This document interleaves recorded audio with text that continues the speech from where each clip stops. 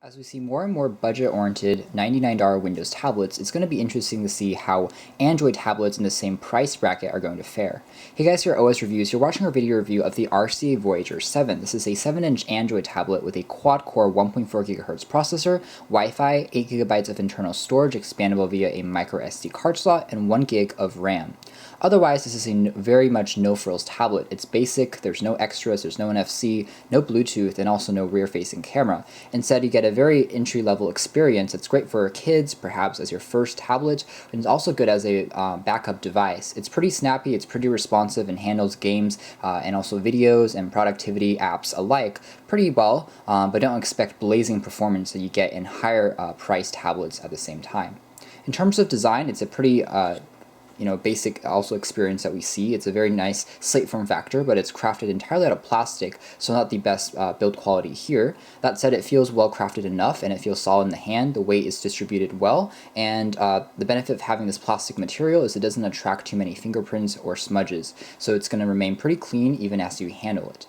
Taking a quick look at the design, the front also has pretty small bezels, so compared to the last generation Amazon Kindle Fire HD 7-inch, you see how the bezels are a lot smaller, and as a result, it's more portable. This is a nice feature to have because a reason why you might want to consider a 7-inch tablet rather than a 10-inch tablet, again, is going to be for that portability. All the ports on this device are located on the right-hand side, which is interesting. There's a VGA quality front-facing camera for taking selfies and for also for Skype and WeChat. The camera resolution on here is pretty poor at best, but we'll show you around that in a moment.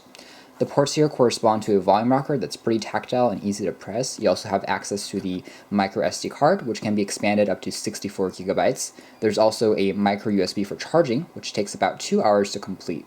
Battery life in this product is rated at 4 hours, but we found we easily eased out about 6 to 8 hours of usage with Wi-Fi turned off, so pretty good battery life for the design of the unit. There's also a 3.5mm headphone jack for listening to music and a power on and off switch. There's nothing else on the tablet aside from the loudspeaker located on the back, and this is a mono speaker, but it has a pretty good bass response, so whenever you're playing back something, it actually vibrates the entire back of the unit, so you feel this vibration whenever you're listening to music, watching a movie, or playing back games. Users can also select from a wealth of different color options from purple to pink to black to white, and all of these different color options are available at most retail locations. Something I do need to point out though is that there is a bit of a discrepancy between the device and how it's advertised online and how it actually looks in person. You can see how the same Voyager 7 tablet in images looks like there's a slightly brushed look to it. It almost looks like a bit of a brushed metal finish, but in reality, the finish itself is just a plain plastic back. So be aware of that when you are. The actual UI experience is a virtually stock Android 4.4 KitKat, which is pretty good. You can slide upwards to reveal a Google Now service, and this allows you to unlock the device and directly have access to a Google Now search engine. So you can type away at different search queries, you can search Google Now by voice, and check out on your weather and other services that are again new to this version of Android.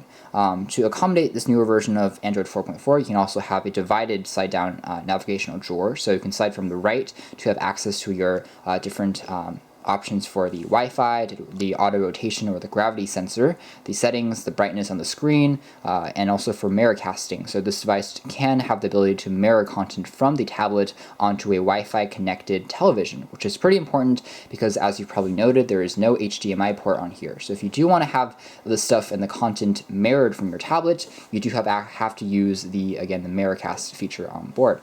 Again, the accelerometer on board is okay. It's pretty snappy and responsive. It's a 4-axis tilt sensor, so it's going to work for all axes, and it works pretty well for games and for applications. It takes a few seconds. It's not the fastest on the market, but it definitely works, and you have to have a bit more patience with it.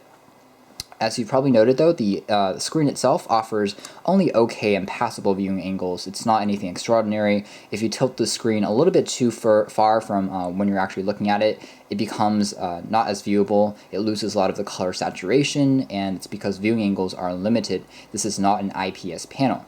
If we slide from the left here, we have access to the second notification drawer, which will give you access to notifications by Gmail, email, and the time, date, and any other notifications, perhaps by a messaging service or WeChat or anything like that.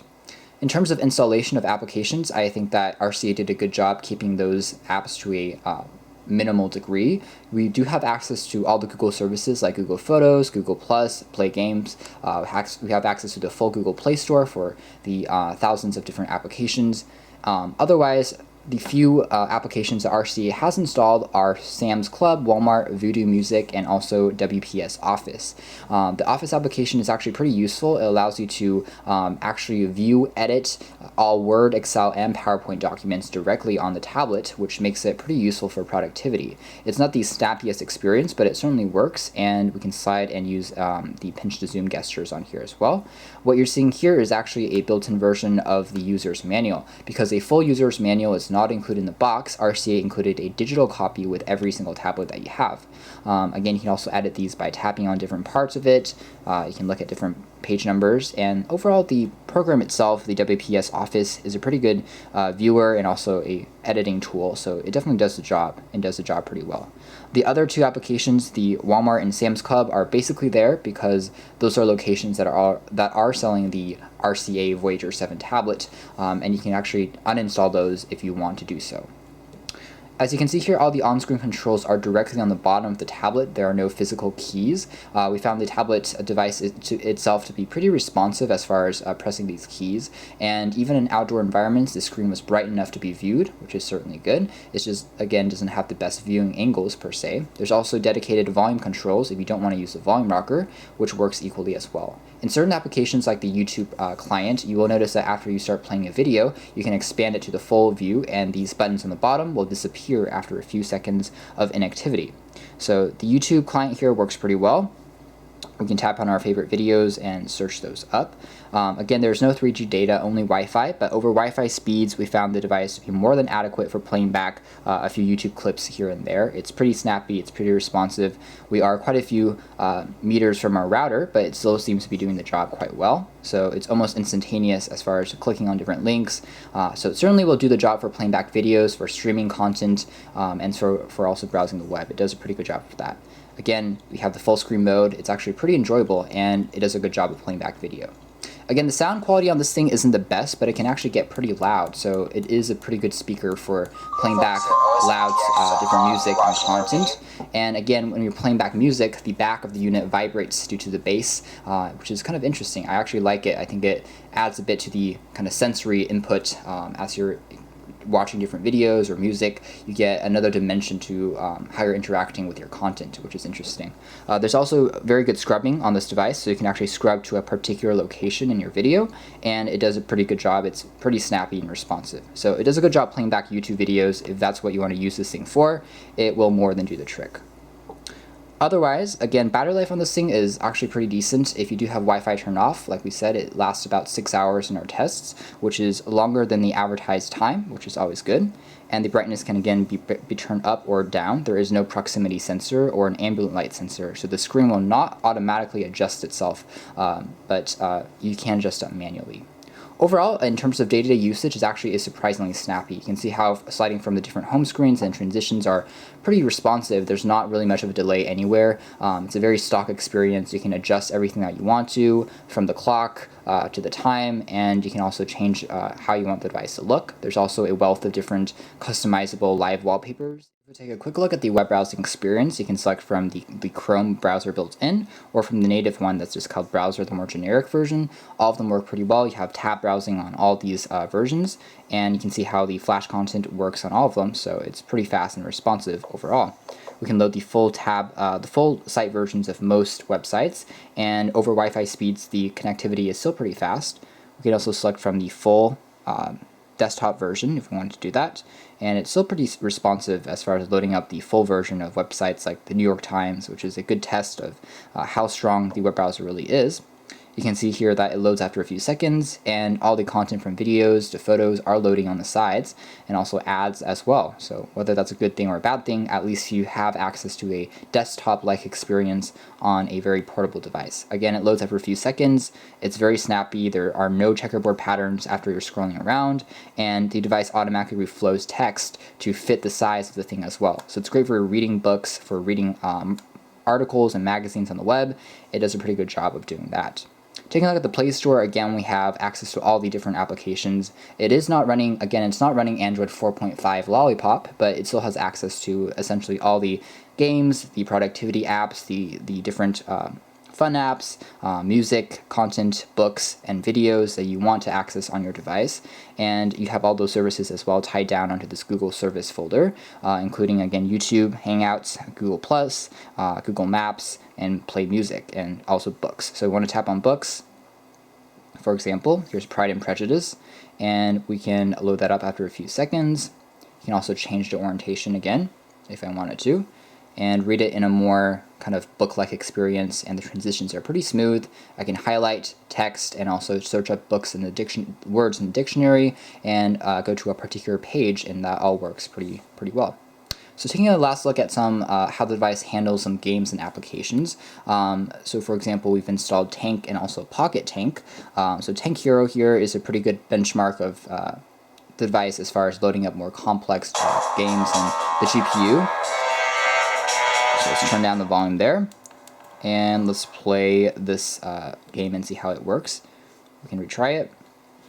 And you can see how it's actually pretty responsive as far as playing back even graphically intensive games that are demanding, and it actually works pretty well. So it's not the best, but it is pretty smooth. There's no delays as far as playing back games. Settings, we see that the device is indeed running Android 4.4 KitKat. There is also wireless printing, so it does a good job of also, again, for productivity applications.